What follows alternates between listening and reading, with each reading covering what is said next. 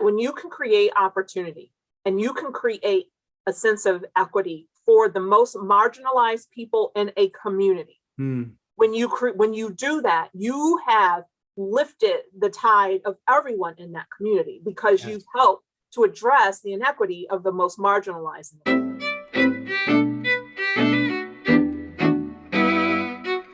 This is Frank Schaeffer, and you are watching or listening to In Conversation with Frank Schaeffer. It's live on Facebook right now. It will also be recorded. You can download it as a podcast, and there's all kinds of places it'll be. Today, it is my honor, and I use that word formally, to be interviewing Felicia Davis, who runs a fantastic outfit, group, charity, foundation called the Chicago Foundation for Women.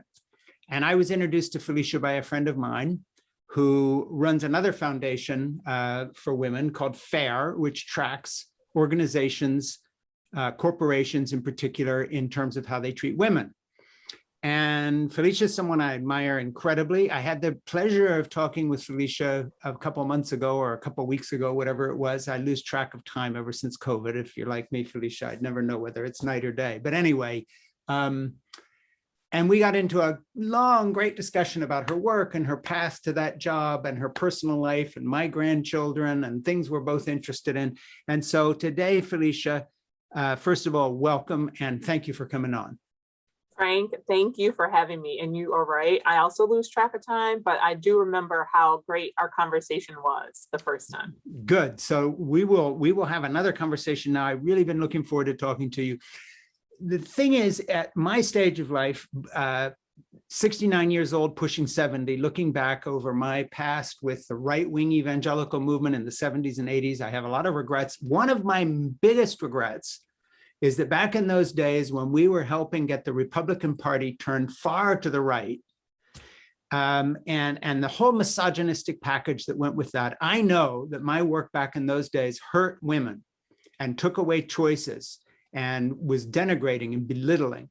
And so one of my passions as someone who changed his mind and saw the light, even though I'm coming to this as an okay boomer guy, later in life, is to do everything in my power to draw attention to the fact that women in the United States of America are not yet equal citizens or treated as such, and that there is a tremendous amount of misogyny still afoot from the right, from the left, and in between, corporate America, all the rest of it. So as soon as I found out about the Chicago Foundation for Women and what you do, and then was able to meet and talk with you personally, I am a huge fan. So first of all, thank you for what you do. And now please tell us a little bit about the Chicago Foundation for Women, its history, your part in it, and what's going on. Frank, thank you. Thank you for that and for really being transparent about your past and like why this is important to you now. I think that will help a lot of people understand. Chicago Foundation for Women, we are a community foundation. We raise money every single day to invest that money in grants and other resources to organizations that are helping women and girls with some of the most difficult challenges that we face in the city, really, honestly, across our country, because it's not very much different when you look from shore to shore in the United States. For 35 years, this is our 36th year, we have been supporting gender equity. And that includes investing in resources and things to help address violence against women, to help with the economic security and opportunity for women, to increase access to health care and information for women and girls. We also include trans and non-binary people. And as a foundation, we affirm that gender equity is really important. It's central, and the fact that we don't have it hurts us all. And we can't achieve that without also atoning for and achieving racial equity. Like these two are really interwoven with each other because the intersectional identities of women and girls are also equally important when you are trying to bring solutions to bear. Yeah, and it would seem to me that women across the board, in all classes, all races, are treated often as second-class citizens or in a condescending way. But it would seem to me that a lot of the women you help, African-American women, Hispanic women, people who are less privileged, perhaps white women, who have difficult circumstances, it seems that economic class has a lot to do with this, that when you get to a certain level of working poor or impoverishment or need, the way women are treated is then compounded by a lack of resources. Am I correct in assuming that? Yes, absolutely. And out from the outset, I want to say something. Housing isn't gendered. Work isn't gendered. Education isn't gendered, right? Economic security, those things are non-gendered things. Healthcare and access to healthcare. But when you look at it, when we apply a gender lens, or one applies a gender lens, which we do every day at Chicago Foundation for Women, what you see is that those major things that we all require in our lives, when you look at the gender lens, you see the disparities and how women, and also then women of color and so forth, like how their access to those things, housing, education, financial security, economic security, healthcare, those things, it really is a shame. I want to say that, but it's also, I mean, it's morally wrong, but economically, it hurts us all. In Chicago, as an example, if Chicago were world class when it comes to pay parity, if we paid women equitably for the same work that they do for men, and by the way, I must mention that today is Equal Pay Day for Black women, and which means that Black woman has to work until this point of this year, 2021, to earn what on average a white man earned at the end of 2020. So wow. For all of 2020 plus until August 3rd of this year. So I must say that, and I think that highlights the economic inequities that we are facing. But if Chicago were world class when it comes to pay parity, there would be $58 billion more in our GDP. That's $58 billion. So this isn't just about, oh, it's something that feels good to do. This is an economic imperative to support women equitably and to provide opportunities for all of our citizens. Jose Zylstra, who introduced me to me, runs this group I mentioned called Gender Fair, and they rate corporations. And what's interesting to me is that she was saying that they are finding a lot of men are as disturbed by, or even more disturbed by, the inequalities in their own corporations in terms of the way women are treated. So just as I came from a religious right background, and really changed my mind and would consider myself a feminist and someone who really gets behind these issues, I think that there are men out there who are looking to people like you, Felicia, for leadership in terms of just what you did now. And that is, it's August 3rd. This is where Black women have to work till this date in a calendar year to earn what men earn. You know, when that sinks in, when it flies by in a minute, okay, it's a fact, it's a statistic. But if you sit and think for a second about that, about the indignity and the injustice of that, it is actually stunning. I mean, my mind is boggled having heard that. Yeah, that's 20 months of work. That's, 8 months of additional work to have the same pay. And this is for people doing same job. So I'm not, this isn't about, some people might say, maybe some of the people in the past that you kind of helped to organize might say, well, this is a handout, or you're asking for a handout. No, right. This is equitable, because this is the reality that happens. And especially with COVID has just really shown us the inequities, right? It's really highlighted, it exacerbated all of those things that were already here. Our communities where funding to things weren't equitable, where neighborhoods weren't invested in. That means they didn't have health care. That means the housing stock may have been marginal and not supportive of family, but certainly not supportive of health when you come to a global pandemic. The ability to withstand a global pandemic was dependent on a couple of things, right? Your ability to have access to healthcare, your ability to have savings and things and be able to buy things. And because work, many people, but overwhelmingly women, men and women, were put out of work. But even as we sit here today, Frank, women overwhelmingly are still out of work as a result. About 2 million of them are still out of work as a result of the pandemic. And part of that is because of caregiving. We have to accept and acknowledge that in our country still today, women overwhelmingly provide care to others. That includes children, that includes adults, senior care, or parents or grandparents or aging parents. And that also includes the types of jobs that they have as well. And at the same time, then those jobs don't afford them the same protections that we all enjoy, like health care and paid sick leave. And so in a sense, we had millions of women on the front lines, healthcare and in other places, and community service organizations on the front line during a global health and economic pandemic without essentials, without healthcare themselves. And so we have to ask ourselves, is that equitable? Is that the society that we want, right? Someone said, you know, the way that we treat women and girls tells you a lot about our society. Yeah, and it would seem to me that so many other issues are related. You know, I suppose a science fiction writer, you know, I'm a writer, I haven't written science fiction. I suppose you could come up with a scenario, but in my frame of reference, it would seem to me that any society that is able to get its treatment of women figured out and equitable, in all likelihood, would be just in other areas. It seems to me that, for instance, without the feminist movement, there would not have been a gay rights movement. Without the feminist movement, nobody would be talking about equitable pay now for women, or for that matter, justice for many men of all colors and all backgrounds. It's one package, but if you had to take one thread out, and this is just my opinion, I can't prove this, but it would seem to me that without gender equality, everything else falls by the wayside. Or flip it, Black Lives Matter. Yes, they do. Gay rights matter, and so forth. But the path to all of these discussions, at least in American history, and I think globally now, goes through women's rights. That's just my opinion. I don't know how you feel about that.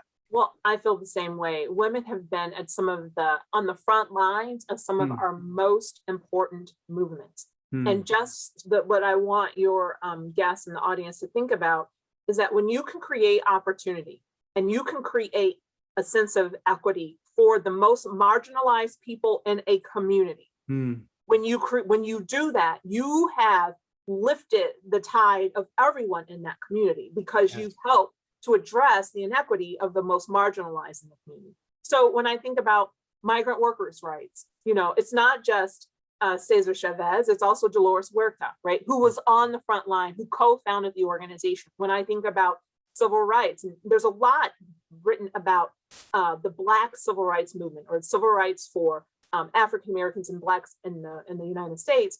And there are a lot of men whose voices come to mind, but there were a number of women who were also chief architects and who did a lot of the work. And so still today, in modern day movements, often women are the ones who get the short shrift, right? Who are left behind. The man is the voice in the front, and the women are often doing the work. So what we're saying is that no society can really be its best if it leaves half of its potential on the sidelines.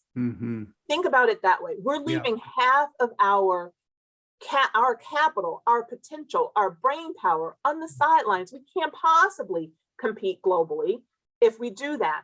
And when I also think about current movements and needs that we have on economic justice, and as it relates to climate change and what's going on in the world, so women are often at the front in a lot of places.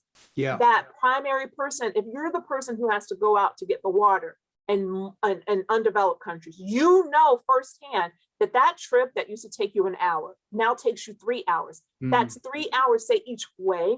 They're almost the canary in the mine, because they see these things. And if we listen to the wisdom that women have about certain issues, I mean, as a society, I will say that we would be far better off.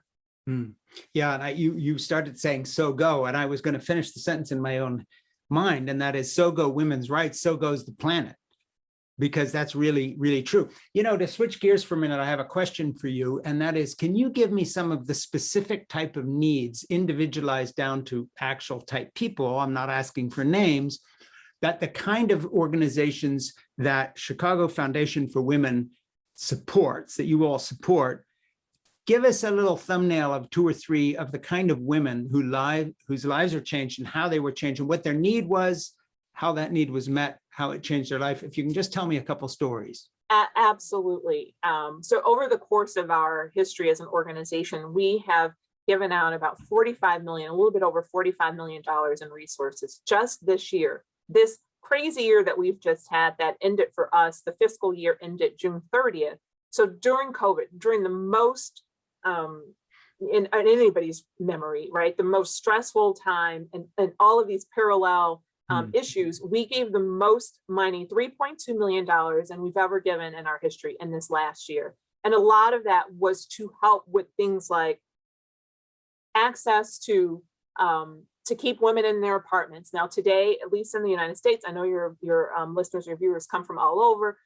We are everyone here, not everyone, because some people aren't thinking about this, but at least here, we are thinking about the moratorium on evictions and what that means. So a good deal of the resources that we have provided in the past 12 months has been to keep housing stability, to help women stay in their homes, to get either injunctive relief if it was necessary for court action, or to stabilize housing.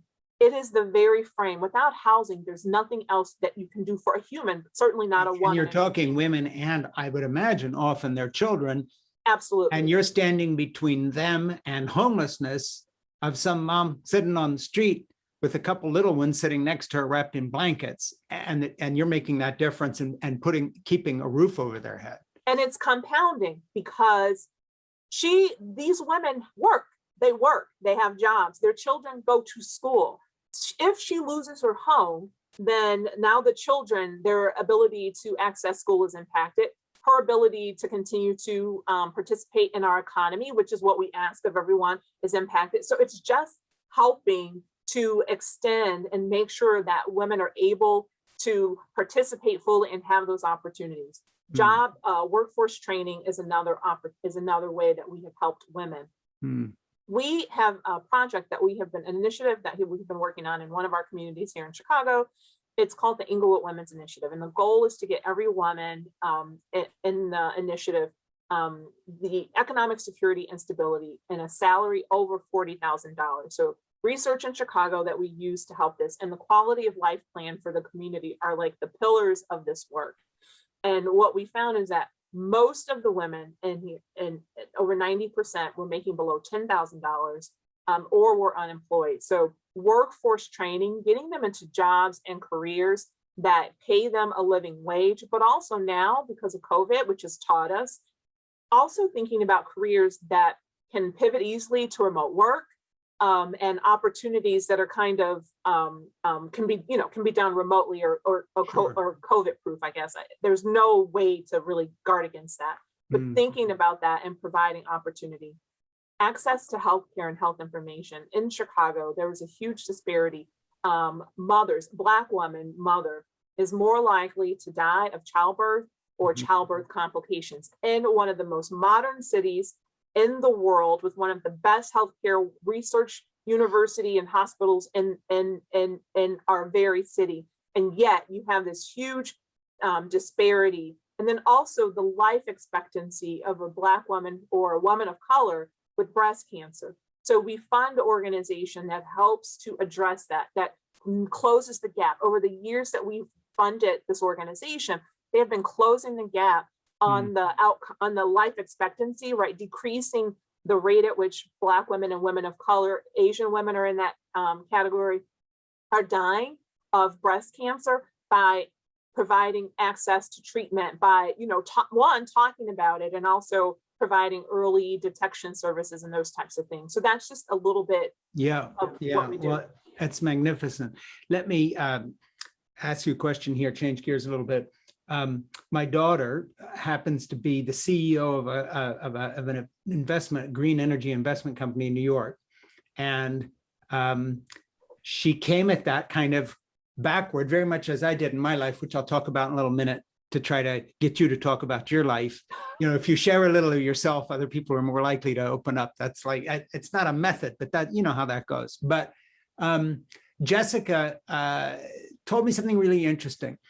She dropped out of college. She was at NYU to marry somebody, moved to Finland. He's a musician and composer, supplemented his income by tuning pianos, a young couple. She finished university there, came back to the job market with 2 children in school.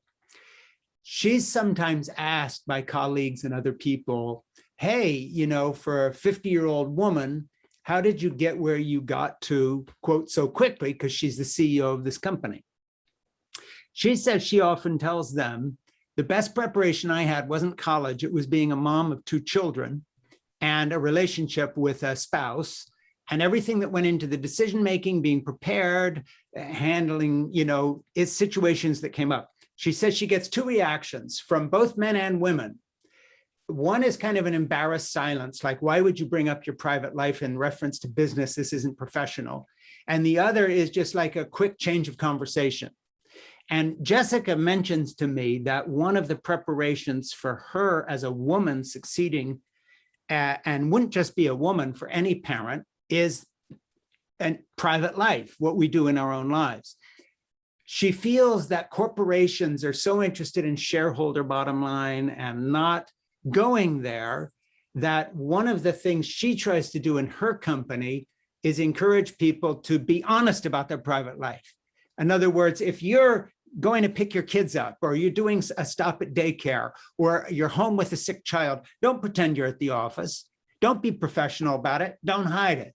Be really the full person you are, which is either male, female, non-binary, whatever, but in her case, a woman CEO. And I just wondered, Felicia Davis, CEO of Chicago Foundation for Women, a brilliant woman yourself who's in a leadership position. And I'm going to ask you about your experience in government in Chicago as well, because that's so interesting.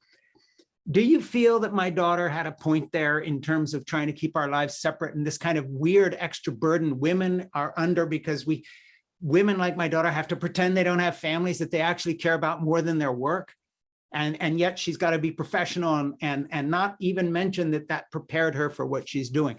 I don't know, does any of that resonate with your experience? Frank, I don't even know if we have enough time to get into this conversation. So let me just say, it absolutely resonates. And you see it everywhere. Let's be clear, anybody who has children, these children are not, think about the children in the United States, they're all our kids. These kids are not going to raise themselves. Well, who's doing it then? The parents. What happens is in parenting, because 2 people usually are parents, what happens is that it's abdicated to women. I talked about this earlier about the role of caregiving and how overwhelmingly in the United States it's women. And during our recent economic downturn, an economist talked about this and said, in other places in the world, they have real safety net programs. And in the United States, we have women. And in the United States over this last year, our economy nearly came to a standstill. If you do not know how important women are to our actual economy, our economy almost came to a standstill because women had to make these choices between caregiving and safety and work.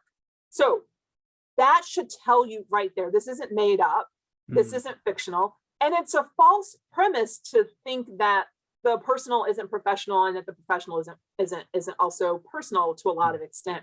That when you come into work, it's a luxury to leave, to not have to be called out for a childcare situation, to not have to go to the hospital. Just this week, my mother's in the hospital right now. I had to change everything around to go tend to my mother. My niece is staying with me for the summer, right? I run a foundation and I am the one who has to balance those things and deal with them. We have to give some credit to that. And we have to pay women whose jobs it is, who choose to do caregiving. We have to create some equity there because that care has a value.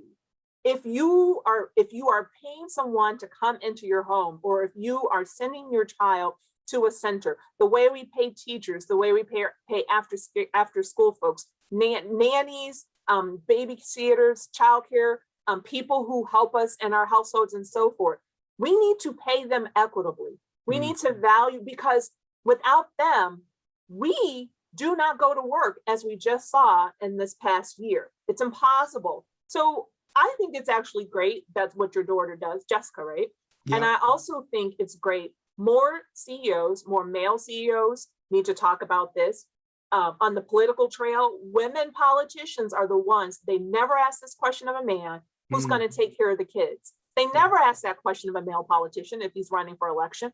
And it's always asked of a woman. Well, if you are the vice president, or if you're the president, who's going to take care of the kids, right? We have to create equity, and we have to change the dynamic about these gendered, expectations and roles. Yeah, sharing a little bit of my own personal history, not only did I grow up within a fundamentalist background of evangelical Christian missionaries who happened to be in Switzerland, because my dad went over there in 1947 to help young people in bombed out cities. And then he stayed and founded a ministry called Le Brie Fellowship. And then he became a best-selling evangelical author. And then he was part of the early evangelical pro-life, anti-abortion movement. I got very much sucked into all that, and became part of that as his kind of nepotistic sidekick for a while. And then I got out in the late 80s, early 90s. And by that time, I was done with the ugliness on the religious right, the racism, the homophobia, the misogyny, and all the rest of it. And my wife was very, very helpful in helping me see the light on that. She came from what I would call a more normal background in San Francisco, and just went along with me for a while, but helped me get out. But one of the things that happened to me is Jeannie and I got pregnant when I was 17 and she was 18. And that is Jessica, by the way, who's now 50. And she has 2 kids. So I came to understand something, and this has a lot to do with any person or group that works with women. At the time that I became ardently involved in the anti-abortion movement, my ardent involvement at the beginning was based on the sincere belief that I was glad that we had Jessica, because I had this new little baby and I loved her. But what I did not understand was that, given that we were in a community that was run as a ministry, given that my parents were taking care of us, given that I had a free place to live for 5 years in their house, talk about a welfare safety net, all my medical bills and all Jeannie's medical bills were paid. 2 of my sisters lived down the road and helped with the babysitting. My mom was upstairs, and we were able to eat in the communal dining room. We basically might as well have been in sort of a combination of Denmark and Iceland and social programs plus, and all the family support. Sitting in that high and mighty seat, I was looking out and judging people, saying, why can't they be like us? We kept our baby. Years later, as a father and grandfather who now does childcare for my 3 youngest grandchildren every day, literally every day, speaking of childcare, I am the nanny. And my wife helps, but really this is my thing. I do more of it. My privileged lack of imagination and empathy for people in different situations really stuns me now. Because if I hadn't had all that support, I was a bad enough parent anyway as a teen father. Angry, stupid, inexperienced. I had been raised to be mean in the sense that, we believed in corporal punishment. We were always, harsh with the kids because God is the man in charge and all the rest. Why my wife stuck with it is a mystery to me, but she did, and eventually changed me. But what I'm trying to say is from a male perspective, either you have to get old and wise, or something's got to happen to you to give you some tiny little understanding of what it would be like to be told you were having a child, and no one's going to help you, and they're going to ask you who's taking care of the kids, as it were. Men don't get it, and I know, because that was me. And I just feel that looking at the situation around us, I don't know what you could do to have men just understand that they are, they don't have the bioterror of births. They don't face any of this stuff. And then on top of that, so many white male leaders in the Republican Party sit there in judgment, particularly of women, try to tell them what they're supposed to do with their lives when they don't have any support. So what always amazes me is the pro-life movement on one side, the pro-choice movement on the other, but actually women don't have any choices in the States because they're not given options like I was to have family support, to have a social safety net, in my case, a mission social safety net. I'll believe in the pro-life cause, so to speak, when the whole right wing is fighting for the social safety net that gives women and anybody real choices. Right now, I don't think women have choice. So we can say pro-choice all we want. There are no choices. It's have the baby, go broke if you're a single mom with no help from anybody and no childcare, or face some sort of social stigma. But the message is you're on your own. And I feel incensed about this because I was on the wrong side. I'm the bad guy. You're looking at one of the people who was judgmental and made all these projects, and I think created a horrible situation for people. So you've said a lot there, Frank. So where do I start? One, I believe in a woman's right to choose. And I also believe in your point about what can we do to get men to understand. I think some of that is around dialogue and having conversation. I mean, you opened yourself up and you had conversations that help you to understand the immense privilege that afforded you the opportunity, as you said, to sit on that high horse and look down at other people who haven't had that. And if we open up and have conversations and real dialogue and understand that every person wants the same thing for themselves and their families. And I want to be clear that that choice is a hard choice for any, no matter what decision that a woman, she and her partner may make.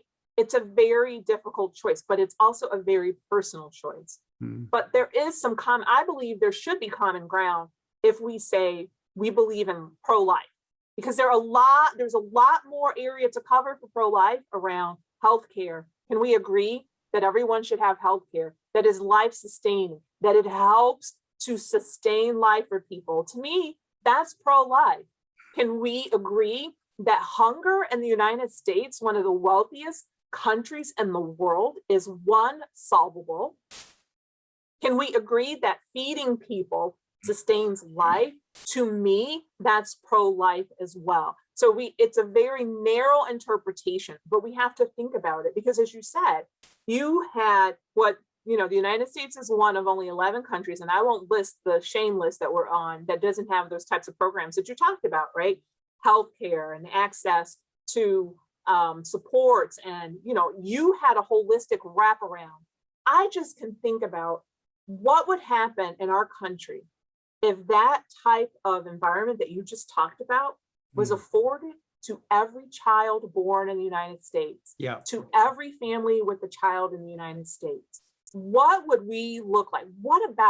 Think about that. Think about children in their infancy. Think about the language, the deficit in language and all the things, the early learning. The earliest learning happens when a child is still very much an infant. Think about how much potential we could actually gain back because of that type of care and support. So I would advocate, and that's what we advocate for every day, for every child to have that kind of holistic environment, that support, that's non-judgmental.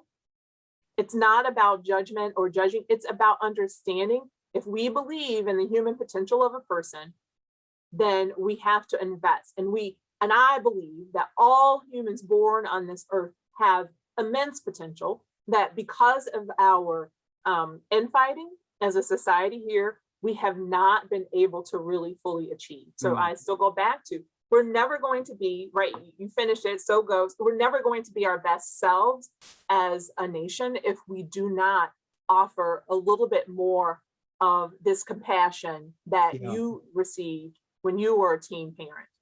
Yeah, I so agree with you. And, the thing is, I think so the way our culture is structured with this idea that somehow childcare is a preserve of women is so ridiculous from a male point of view. As a grandfather who literally, the best thing I did this morning is I'm working on an outdoor project, pouring some concrete, and I had my 10-year-old grandson helping me. And yesterday, the best thing I did yesterday was I took my 7-year-old granddaughter to the beach with me and taught her the word impromptu, because she said, can we go back to the beach sometime? And I said, how about right now? And she said, right now? And her eyes opened up, because usually it's a big deal. And I said, yeah, let's get in the car and see if we can find parking and just go. And so she said, and I was saying, what you call that? You call that an impromptu journey to the beach. And she really liked that word. Let's do more impromptu things. Kids like right away stuff.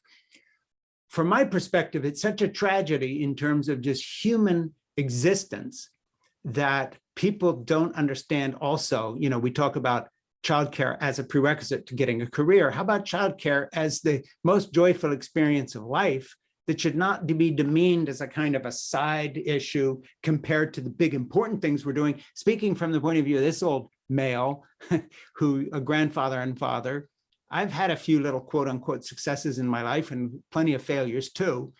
But I can honestly say to anybody, any male looking at me saying, okay, what have you learned as life goes through? And that is the stuff I tried hardest to succeed at means nothing at this point. And what's left to me is human relationships. And that's it. End of story. And the closer those are, and the more you're able to give that person in terms of a grandchild or a child relationship, the happier I get. And sure, I get annoyed and short-tempered and shout sometimes. And sure, I get tired. But, you know, on a scale of 1 to 10, the rest of life doesn't even figure in compared to those relationships. And I just don't understand why we've geared our whole culture to such a lack of empathy. It's a brutal thing when it's all reduced to shareholder profits and everything that goes into that, including, you know, childcare and all the rest of it. How about we step back a minute and first of all talk about what our idea of success in life is? You know, I think empathy is really important. It's you know, I have been marginalized. So I have been made the other in a lot of different contexts, in a lot of different situations. So I am always on the alert when people are marginalizing others, right? Even if it's not my group. I understand what it feels like to be the person pushed out, pointed at, and put out on the sidelines. Consequently, I don't want to do that for anybody else. It doesn't feel that great. Yeah. And so I think, you know, having these conversations is really important. And empathy doesn't mean that we don't, you know, hold ourselves accountable for different behaviors and things like that. It doesn't, but it means that we create space, that we create, provide opportunity and grace to others.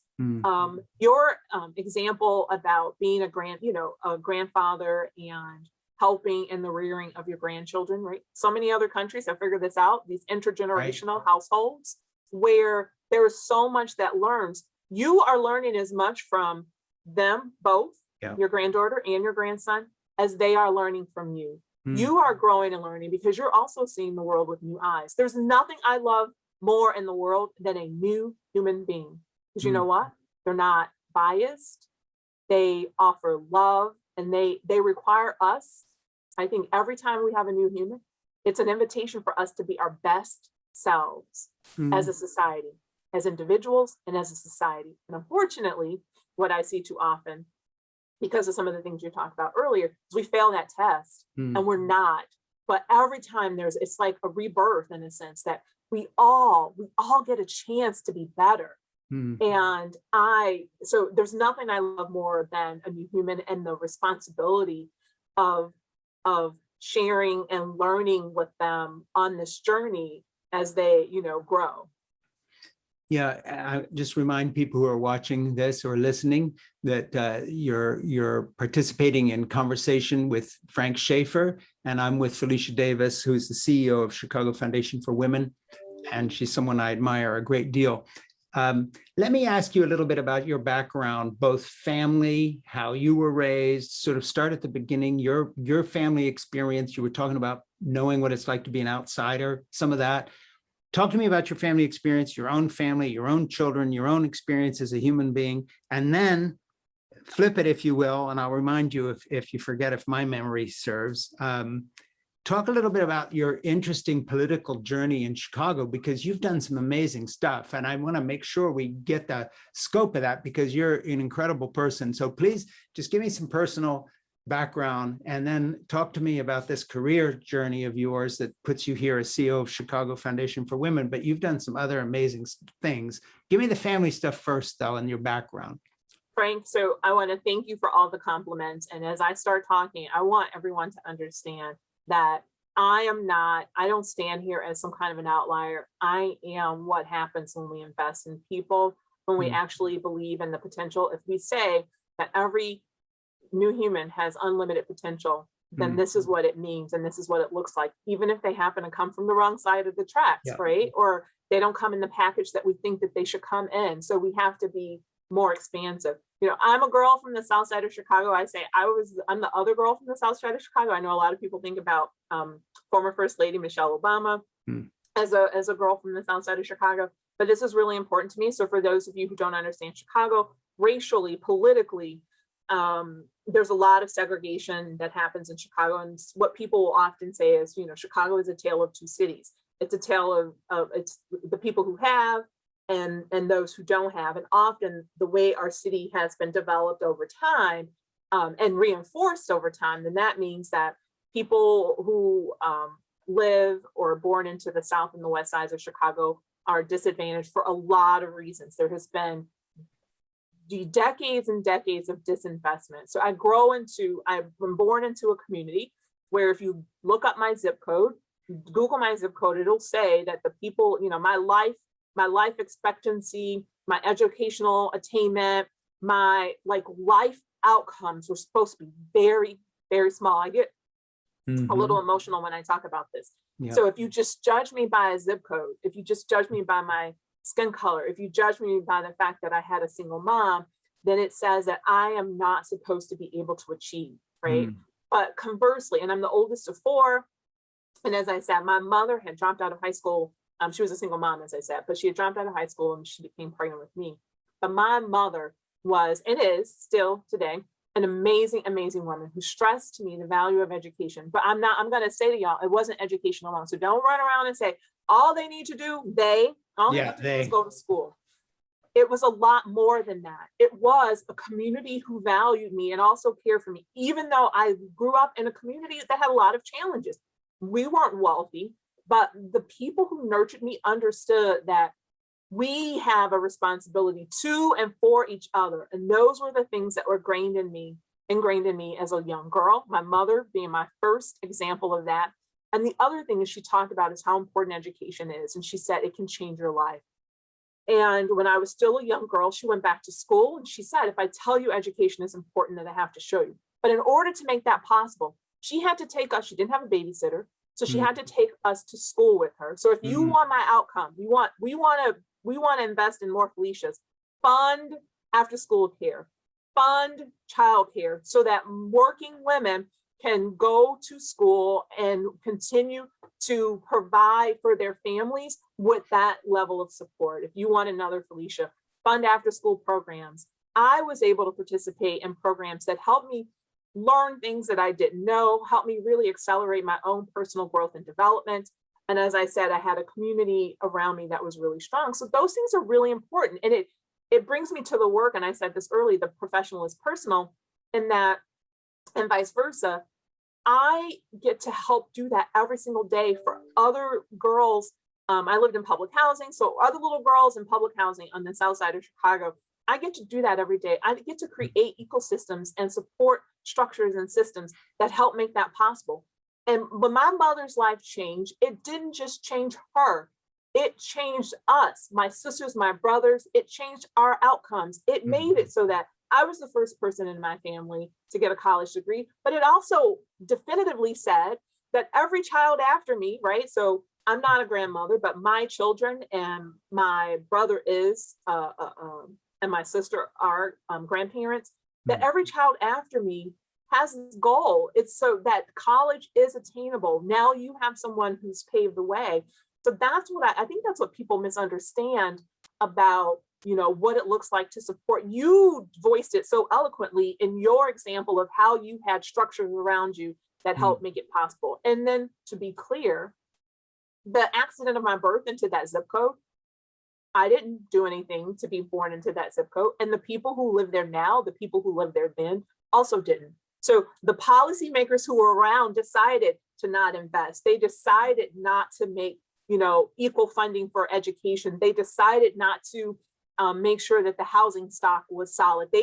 Those decisions were made outside of my control. And so if you say, you know, this isn't about exceptionalism, this absolutely isn't. And I thank you for, you know, I'm one of your favorite people. Thank you for saying that. But this is what happens. This is what we get in our society when we actually invest in people. When you went through this process and came out, I know that your political involvement in the city of Chicago you have some interesting things that happened to you before you became CEO of Chicago Foundation for Women. Talk a little bit about what you did and what being involved in the political process in Chicago taught you, not just about Chicago, but the country, and who all you worked with. Absolutely. So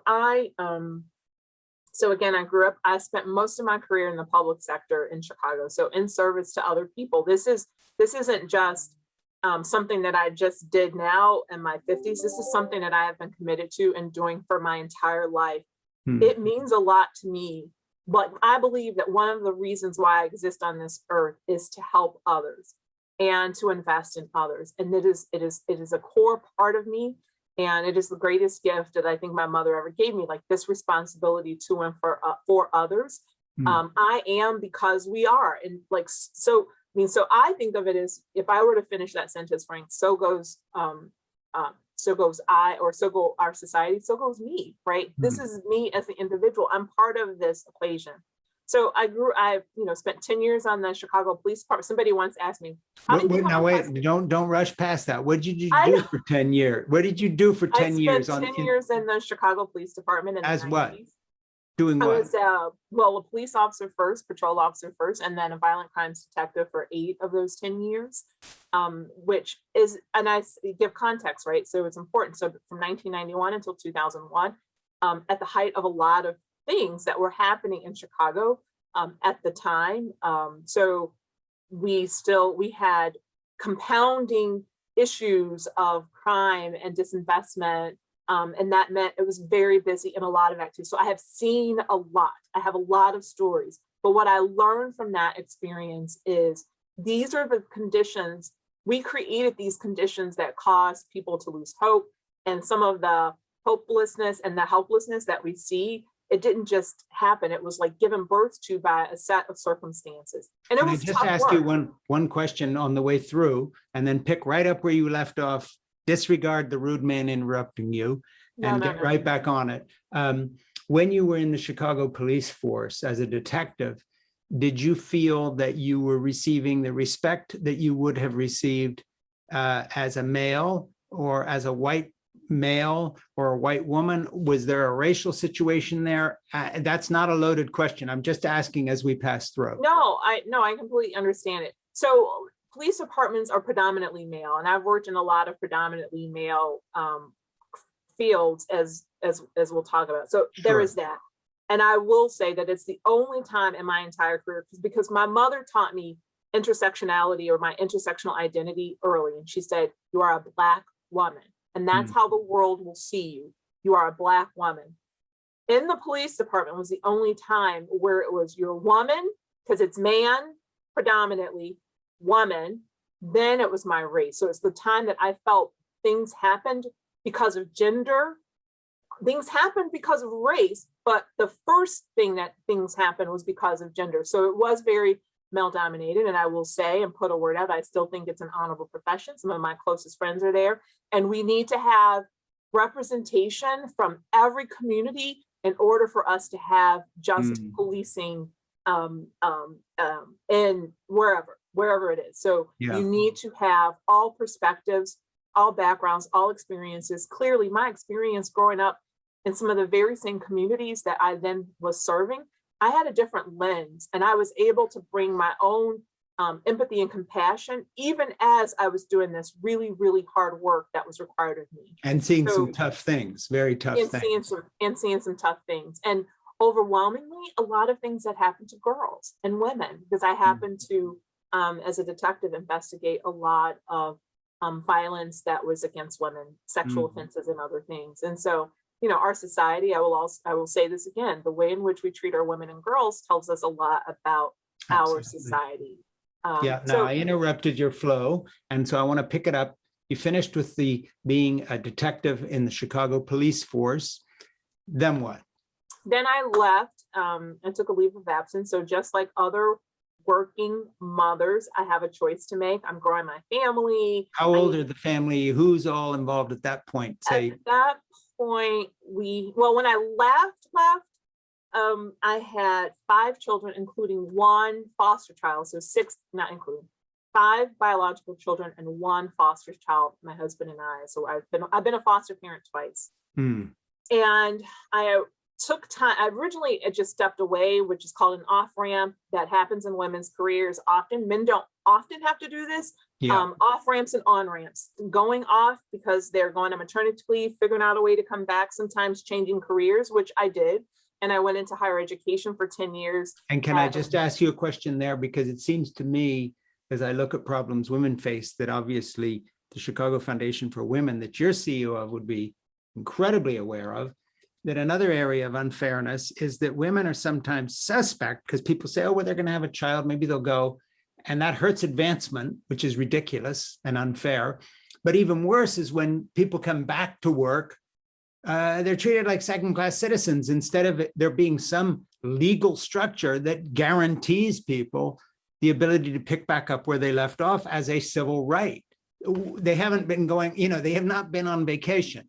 They have been investing in America's future. It's called children, duh. They should not only be welcomed back, but it should be made the easiest and most natural thing in the world. That's my feeling. Did you run into some of that return to the workforce hesitancy because now you're also in the childcare environment?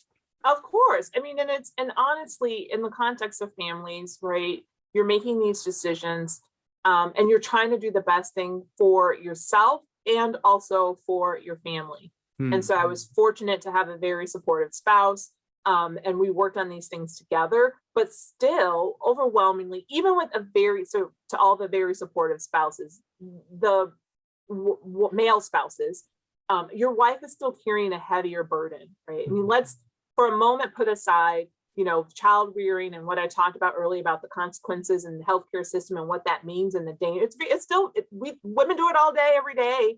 Every day somebody's born, at least once somebody is born somewhere in the world, but it's still very dangerous in a lot of instances for women. So there are healthcare consequences. Sometimes but sometimes they may be persistent for a very, very long time. And so let's give women credit for that. And I think a lot of women, there's not a lot of credit given for that. But then when it comes to caregiving, and, as I said yesterday, I had to go, my mother was hospitalized, like having to leave for work. That's not that I'm not committed. It's not that work doesn't mean anything to me. It's not that I'm not driven, right? I have a track record of accomplishments. Women have a track record of accomplishments. But if you call in for one sick child, it's as if you are somehow freeloading on your employer and also on society in some very weird way. And so we have to provide. That is not required of men most of the time. In most of the instances, right, that the mother is the one who gets the call, and not the fathers. And I've seen, and we've had a year of Zooms, and you can kind of get a glimpse into people's homes, and still these gender roles still play out. You see the children overwhelmingly come to the moms. I mean, there was a survey of men who worked remotely for the year, and the men said, my life didn't really change that much. The survey for the women, right, who are doing their work, who are managing school work, who are also still taking care of the meals and all the things, right, the laundry and the house cleaning and so forth. And the men are like, yeah, it wasn't even a big deal. My life didn't change much during the pandemic.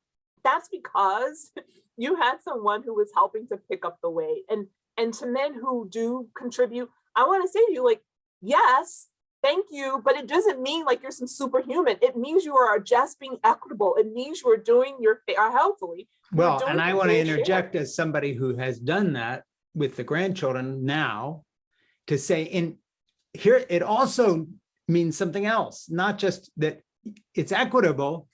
It means you're not an idiot, because if you think that the purpose of life is to sit there making money for shareholders, and that as you get older and more hit closer to my age, you're going to look back and say, isn't that great? I made all that money for shareholders in my stupid career, but I don't have any vibrant relationships because I thought that my partner or my spouse or someone else would take care of it. You're an idiot, because this is actually the best part of life. So in addition to women having to bear this burden unfairly because it should be shared, the men who do not pick up the slack are real idiots. because they've missed the best part of life. And that they're not going to look back with pleasure on the fact that they were in a room on a Zoom call while their wife was trying to have a career in the other room, but she also had the kids because this jerk never took a turn or helped. But it's worse than being a jerk. You're an idiot because you have missed something. You've missed the very essence of what life's about on top of everything else. And by the way, in history with males, because I've done a lot of reading and studying on this for some writing I do, it hasn't always been this way. Family farms in the 17th century, you had men and women out there working together in the fields and doing shared childcare. Plus it was multi-generational. So old people weren't locked off somewhere else. Kids are in preschool. This idiot idea that you kind of separate all the generations. This is not how human race has worked since hunter-gatherer and tribal times until our own. This is a modern idiocy. End of speech. Sorry, go ahead. Well, you can go off on a tangent like that anytime, Frank. And you said it. Felicia did not say it, y'all. So don't tweet at me on Twitter or hit me up on Facebook. Frank said it. He's a man, and he said it, and he just mansplained to all the men about y'all about that issue. Okay, so now you're done with the police force and you're going into public life. And I know you're going to have a stint in Chicago government. Talk to me about that. Just jump in. Yeah, so I worked after I left higher education. So I went into higher education for 10 years. And so then I transitioned in 2011 and the last administration here in Chicago. So I worked for the last mayor of Chicago, Mayor Rahm Emanuel. And it was an amazing opportunity to work and to help the city and to work on. What was your position at that time? I was originally first deputy chief of staff. I had a number of different roles here locally in the media. They would say Felicia Davis is the fix-it person for the mayor because I had a couple of different assignments. But I started off as first deputy chief of staff and I worked on the public safety portfolio. I started the Office of Public Engagement here. And for that public safety portfolio, what I would say, and I have so much empathy for the leaders who've just had to manage through COVID. One of the big things we did right early in the first term, we hosted Chicago was selected for to be the host city for a national security event, and that was NATO, the NATO summit. And there was a huge amount of preparation that had to happen, and I led the operational side of getting the entire city ready for this, so that we were an open and welcoming city for all of our visitors. We had great partners in this work, obviously the security partners, but also cultural and other partners who helped to make this happen so that we really showcase the best that Chicago has to offer. It's the side of us that most people don't talk about. We are a very diverse city, even though I talked about some of the issues before.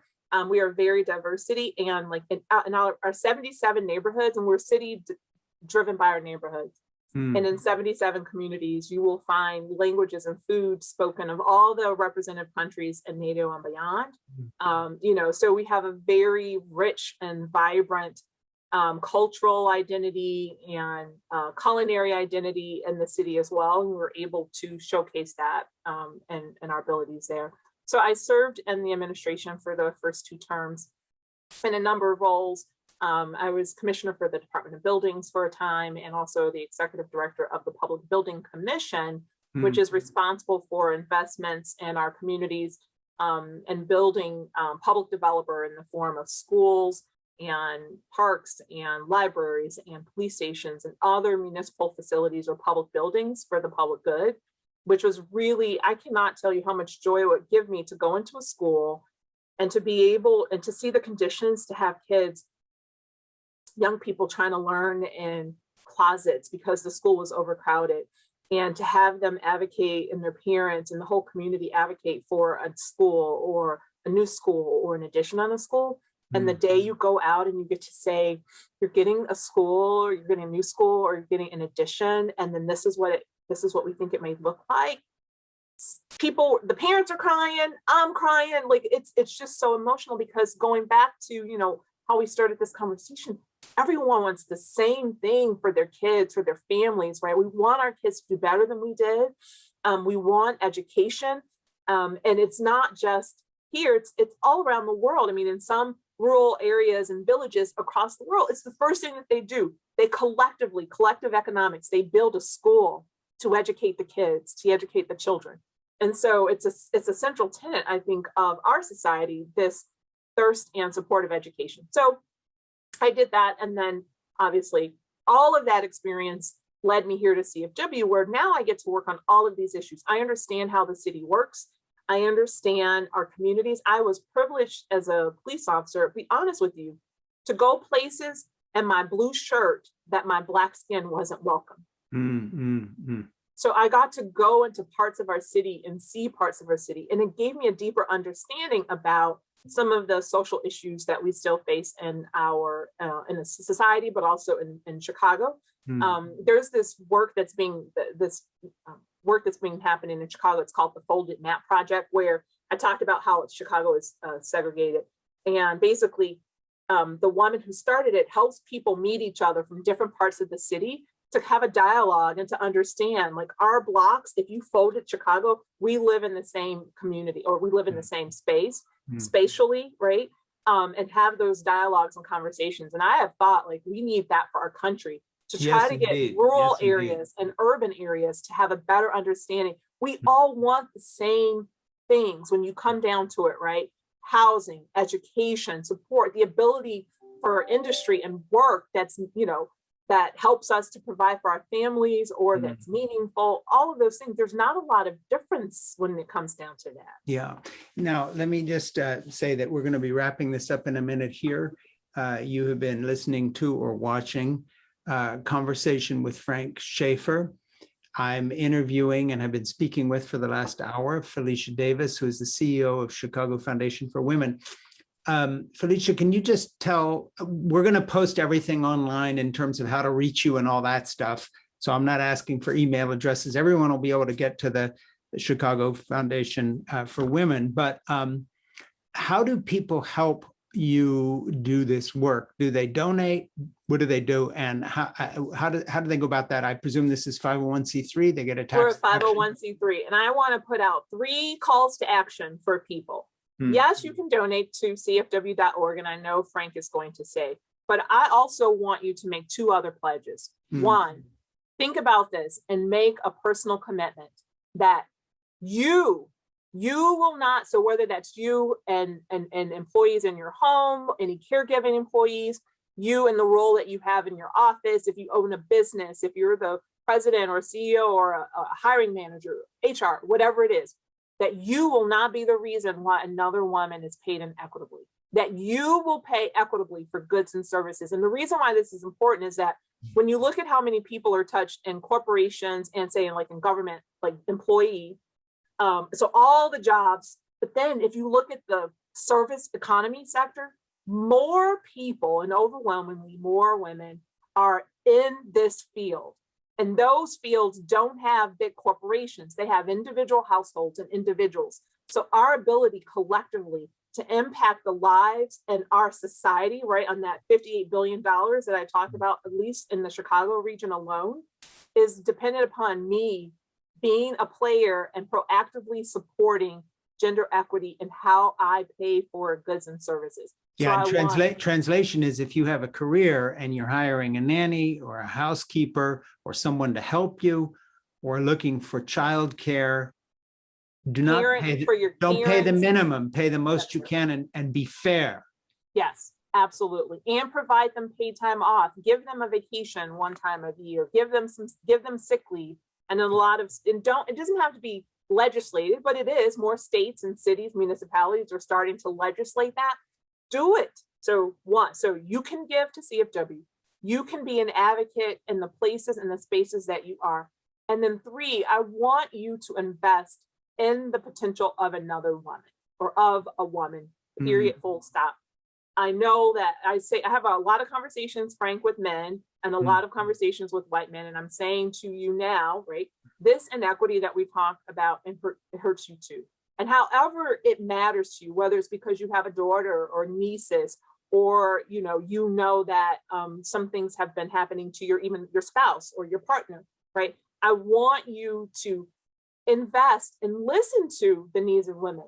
And in your life, the woman who is the biggest person in your life, I want you to ask her, what are the two most important challenges she's facing right now. Women know everybody's issues. They can tell everybody's lunch order, what your favorite color is, what battles you're fighting, who your frenemy is at work. And too often, their needs aren't being met. So I want you to ask the women that you care about, what are the challenges you're facing and how can I help? That's a wonderful note to end on. And it kind of chokes me up because I love that call to action. And I wish you had given me that advice when I was just this idiot kid marrying a beautiful young girl. Too many years passed and I didn't ask that question. And I regret it. And I thank you for sharing that wisdom with people, because that's where the good stuff is building the relationships, because you asked that question. I really, really appreciate this time. Felicia Davis, Chicago Foundation for Women, thank you for the good work you do. And I do hope you'll stay in touch with me and that we can talk again soon about things, because I love what you say and I love the wisdom you've shared with us today. Thank you so very much. Thank you. Thank you for inviting me here. Thanks a lot.